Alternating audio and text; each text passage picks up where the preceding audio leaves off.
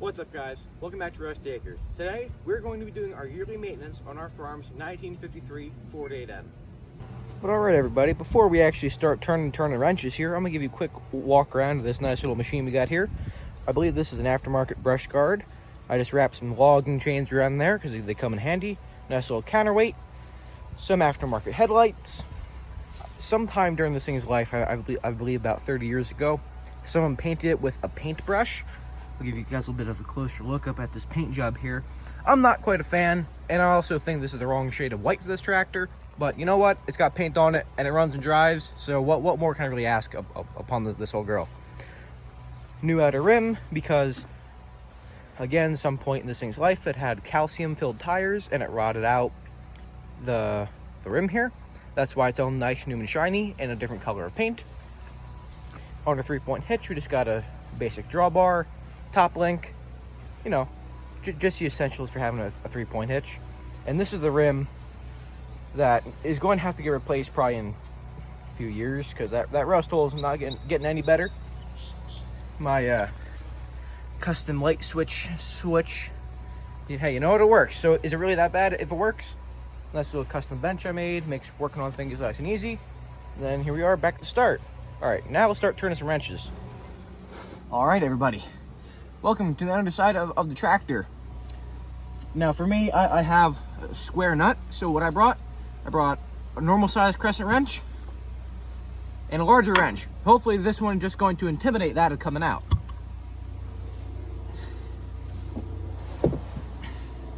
Get some dirt crumbs in my way.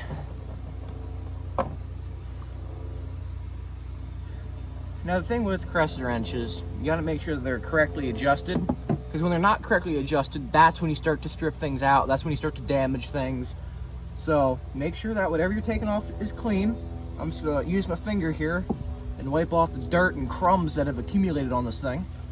So now I know that when I put my wrench on there, I'm actually touching the nut.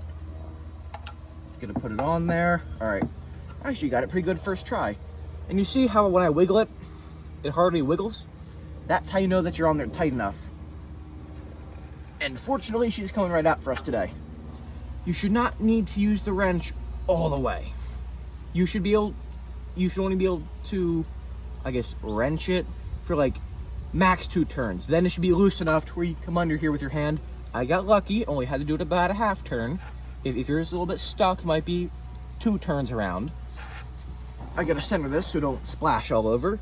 I'll probably get splashed with oil. Now you just quickly drop it. Also have yourself a good escape route. I'm just gonna shoot back in the driveway and hope I don't hit my head.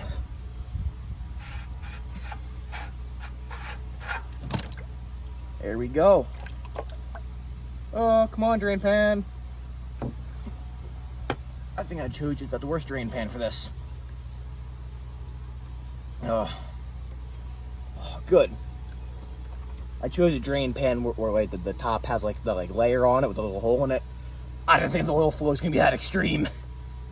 But hey, they're nice, so you can drop the plug. Oh, all right. I'm gonna let that drain and go grab me a rag. All right, everybody, let's just take a quick 30 seconds to discuss why I'm dropping the oil, even though it looks so clean. Recently, now I'm using recently, not quite as the correct word here. Last year, we tore this tractor apart down to a bare block for a complete engine rebuild. During the spring, we put it back together. We ran it, so now it's time to drop the break-in oil. We ran it longer than we should have with this oil in it, and the reason why the oil has to get changed so early is when you have brand new engine components and they're still breaking in, they make like micro metal shavings. I don't know what the correct term is, but basically they release a bunch of metal in your engine and you don't want it in there. So you got to drop the oil extra early. Then for the next oil change, you can run it for the normal amount of time. Or if you're super crazy, you can do a few early changes. Then by then, it should be able to just be changed at the normal interval. But for us, first oil change after a complete engine overhaul, it needs to be dropped early. Now when I say complete engine overhaul, this is what I mean. We put new cylinder sleeves, new pistons, new rings, new bearings, and we polished the crank and we did a valve job on it. So that's 6 things we did to the inside of this engine. There's a lot of new metal that's not quite perfectly shaped, So as the engine runs and as it shapes itself, it releases the little metal particles rather, that gets released in the oil. Then you gotta dump the oil so that the metal shavings do not damage the engine further. Because this is a fresh motor, basically. Except for the 1953 block, this is a brand new motor. So we want to keep this in good shape. So, again, as I said, that's why we dumped the oil so early. Alright, everybody, now focusing our attention to the top side of the engine. What I'm going to do is first, I'm just going to cut off the little zip ties for the spark plug wires, because we are going to replace these. Because I'm noticing that I'm getting very intermittent spark, and I think the spark plugs and the spark plug wires are to blame. That went somewhere. Okay. So, like I said, we're gonna change out plug wires. I'm not gonna do anything with the distributor because this one I believe we either changed or we cleaned it, and before we think that the spark plugs went bad along with the plug wires. This thing was awesome. So I think that we really have spark plug wires to blame for this one. Now what you want to do so you don't mess up your firing order, you take one off, you take one completely off, and that is stuck. Okay. Alright, got it out. I was having some difficulties and I had to resort to caveman tactics, aka yanking on it really hard and hoping to not break anything else. And now that we got out our first one, now I'm going to go over to my nice clearance find Tractor Supply brand spark plug wires, and I'm going to find a length match. Let's see if nope, not first try, okay. Maybe this one? Yes, we're going to run this one. Actually, maybe not. I don't know how well you guys can see it, but the old one's a bit longer, so let's see if I can find a bit longer one. Yep, perfect match. There we go. So now, as simple as it seems, we're just going to come in. Oh wait, no, I'm also going to replace that spark plug. I'm getting ahead of myself here. What we're going to do, put it into the distributor. It'll go. Give me a little bit of trouble. There we go. Route it similar to the old one, which I believe is something along these lines. Then snake it up here, and why is that significant? Oh wait, no, that's just longer because it's routed differently. Okay, whatever. It was routed differently up around the distributor. That's why it looks along here. Anyway, I can toss the old one off to the side. Now we're gonna take out the spark plug and put in a new one. We're taking these out. I'm gonna use this nice, beautiful old snap-off ratchet with, I believe this is a Husky. Well, that's gonna make some people upset. We got a Husky socket on a snap-off. This is a spark plug socket. Basically what that means is that there's a little piece of rubber in there, so when you put it over the spark plug, it doesn't damage the white porcelain, because when that shatters, everyone's day gets worse. So now we're just gonna go on there and very carefully put it on there. Again, not to break the white porcelain. And I gotta separate the two in half for this. So socket goes on first here. And I can convince my ratchet onto the socket. Come on now. There we go. And it should not take a crazy amount of pressure. Now I can pop off my ratchet, if it'll let me. Oh, there we go. Now just take out the old plug. What you might want to do is take off the socket and just use kind of the socket as almost a nut driver to help you. Now, the spark plug does not look awful, but I also don't think it looks great. And besides, these plugs, if I had to take an honest guess, were probably put in early 2000s. Because this tractor, as far as I'm aware, it was parked in like 2010, sat in a barn for 12 years, and I got it. So, probably the last serious maintenance that was done to it was prior early 2000s. So, some of these plugs are done. Now with an auto light replacement, again from Tractor Supply, we're gonna thread it in. Now the thing with spark plugs, now I got very fortunate here because it threads right in. You want to thread these in to the engine head very slowly. Do not put an impact, any form of power tool on it, because if you strip out those threads, again, everyone's day is gonna get worse. including your own. So it's not worth it. Just thread it in by hand until you can't tighten it by hand anymore. Now, if you're crazy, you can Google a torque spec and use a torque wrench, or you do what every sane human being does and just go a little tight with the ratchet, about the force that one index finger can apply. I'm gonna go a bit tighter. That is as tight as we want to go. Only problem with having a really nice ratchet is that it doesn't want to come out of the socket. I should have picked out a more wore out setup. There we go. All right, now we can put our spark plug wire on. And that is 1 out of 4 done.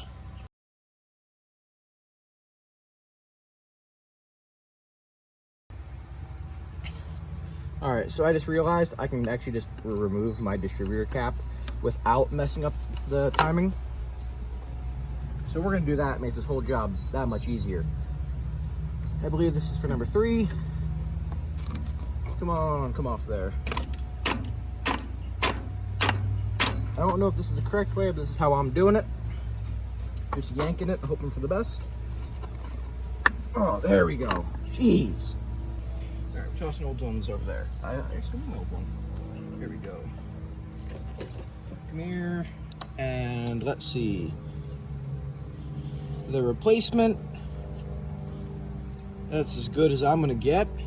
Put that on. Then of course, after this job is done, I will take the time to nicely reroute all the plug wires, because right now this is a freaking mess. And I don't like my equipment messy. I like to have it neat. I like to have it as neat as reasonably possible. Whoop. Pushing the hand.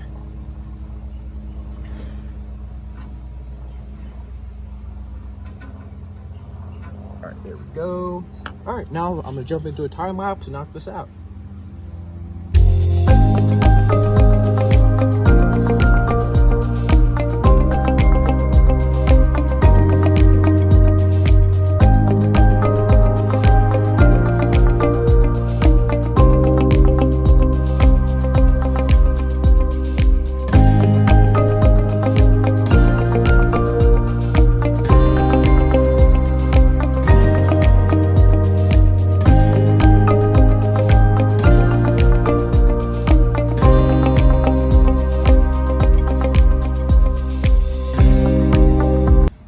Everybody, so I readjusted some things because I just went crazy just replacing everything. Now everything's replaced. New wire from the coil to the distributor, and new wires coming off the distributor to the spark plugs, and 4 new spark plugs. I just went a little crazy about installing stuff, so I wasn't paying attention to how I was keeping stuff organized, so it came out looking crappy. So I just kind of redid everything, sorted it out a little bit. The back 2 plug wires, in my opinion, are too long, so I'm gonna handle that using everyone's favorite, a zip tie. We're gonna go up here with it and tuck the excess where I don't have to look at it. There we go. Come on now.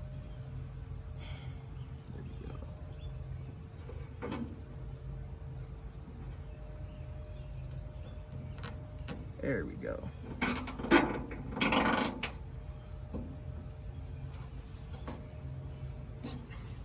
Now those are out of my way.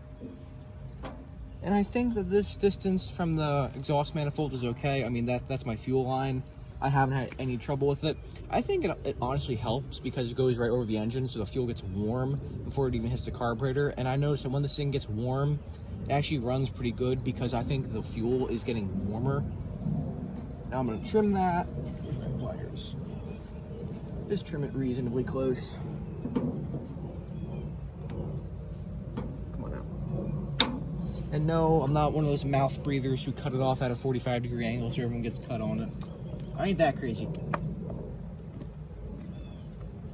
Alright, there we go. Looks like our plug and wires is done. All right, everybody, let me find my ratchet. Now it's time to take care of the oil filter, because we are fortunate enough to have an oil filter on this. For this, it's a canister type. So you'll see this metal can that I'm going to be working on, it has a filter inside of it. And then pop this canister apart. And we should have our filter in our hands, and then I'll have to go find the replacement filter. And this is also where I think our oil pressure comes off. For the oil pressure gauge on the dash, comes off this line somewhere, that goes somewhere. Now, if I remember correctly, there's also a copper crush washer somewhere. Okay, it's not on the bolt. Don't take this cover off too hastily, because there might be a washer on it. In this case, there's not a washer. I wonder what that's all about. Oh, I think because it makes it seal that spring. I don't know. Anyway, it's out. That's all that matters, right? Now we fold this up. Ooh, no, okay. There's a rubber gasket there. Don't lose it, just in case the filter kit that you bought does not give you a replacement. Sometimes you're stuck, so you want to do what I'm doing and just give it a little tug with a pair of pliers. Actually, you know what? I'm going to carefully just remove the gasket, because I'm going to wind up breaking it. And you always save them. Even if you get a replacement, put in a replacement and just keep like one old one, just in case you have like an issue or you have a breakdown. Then that's when it's really handy to just have a spare part, even if it is a used part. Come on now, come out of there. Oh, we got oil in it. Okay. Put that there to drain. Now I'm gonna have a peek in here, and that is full of oil. That does not have a drain on it, and that is frustrating.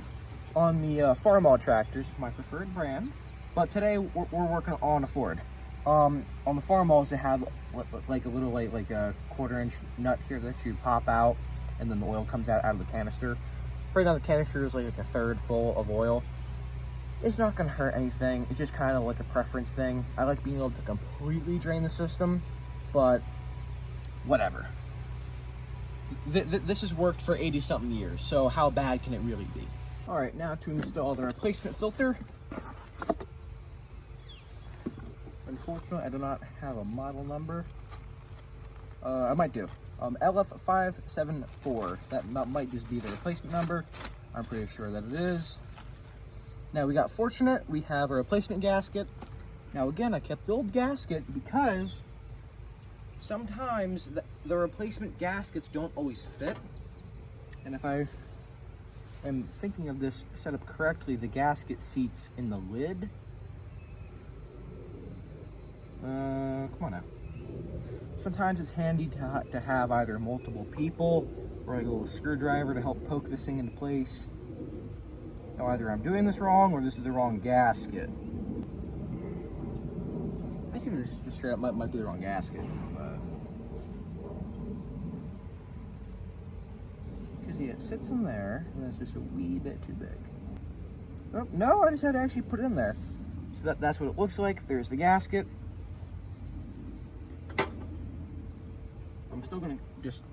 I'm gonna hang on to the old one until I start it with the new setup completely in it, just so I can verify that we're all good. Now I drop in a new filter. There's actually like a little, I don't know what the correct term is, but there's a little like pipe in here. So it makes it putting on a new filter easy. If you can see, come on now. Oh. Yeah, it's gonna happen. Oh, I took the skin off the side of the pinky, but you know what? It's in there.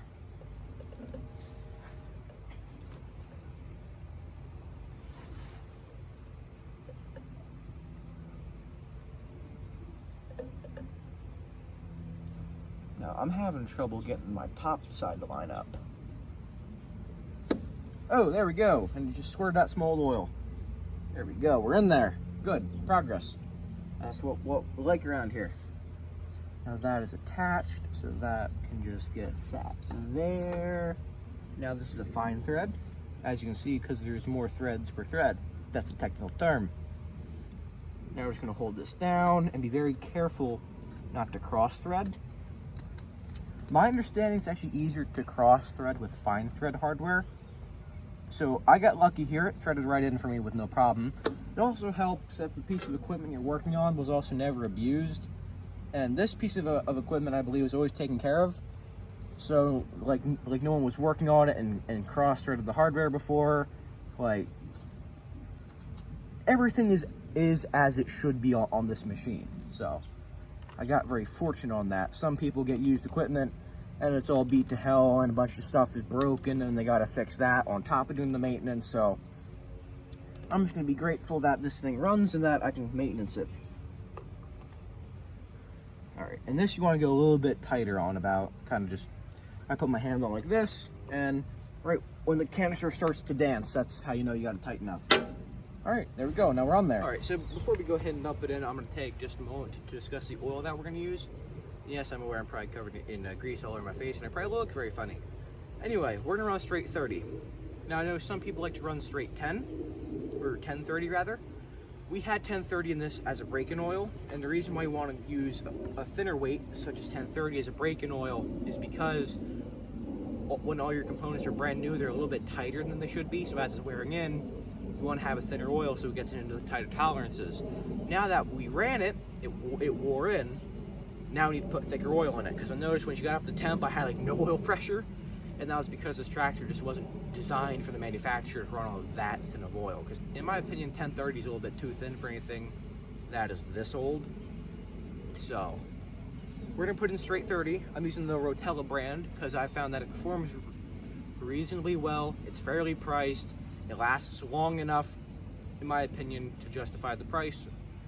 You could buy the Traveler brand from Tractor Supply. I don't like that stuff as much. Like, it's good for break-in oil because it's cheap and you're just gonna dump it out before it's time anyway, but I just don't like the oil as much. I find that it's a little bit less long-lasting, if that's the right way to say it. Yeah, it just doesn't last as long. I don't think it holds up as well. I don't think it's the weight as advertised. Like when it says straight 30, I think they're giving you maybe a little bit thinner, or a little bit thicker. I found that it's not very consistent with the quality. I found that the Rotella is more consistent with what it says on the jug. So that's why we run what we run. All right, so back onto the tractor much later in the day. It's been about 2 hours. When we stop dripping, we can put the plug back in. Again, making sure we don't cross thread. And that went right in. Come back with the wrench, make sure we're still adjusted, and we are. Actually, come on now, get on there.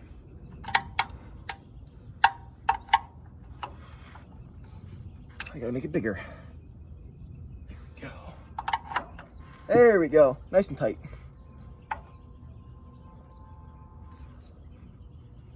There we go, that's good and tight. Pull out our pan and this job is done almost. Gotta put oil in first. All right, everybody, now it's time to add in our oil.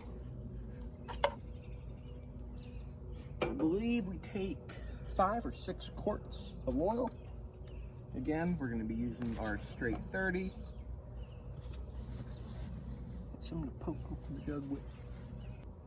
Oh, it has no little piece of tin foil blocking it. Beautiful. All right, let's get the oil in the funnel. Oh boy, this is going to be so slow. Right here. Let's be intelligent. Put a spacer. It's too big of a spacer. Big wrench. There we go. That's what I'm talking about. Now this is a 1 gallon, so this would be 4 quarts. So this is not going to be enough. I will need to use my other container.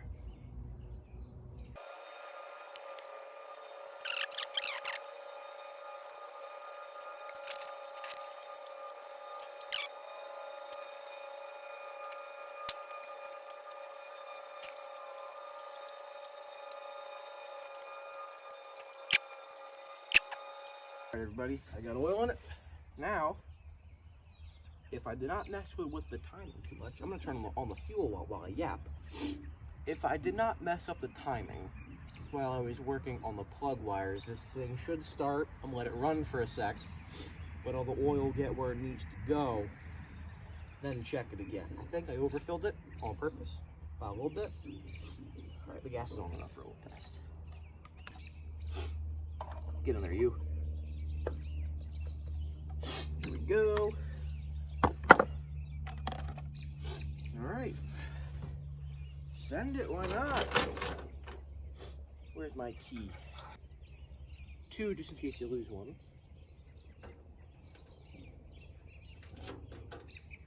Give her some throttle. We'll try her. I am in neutral. Whoa, one more time.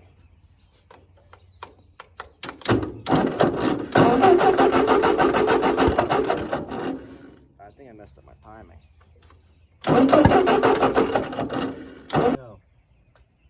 That way. All right, come on, sweetie.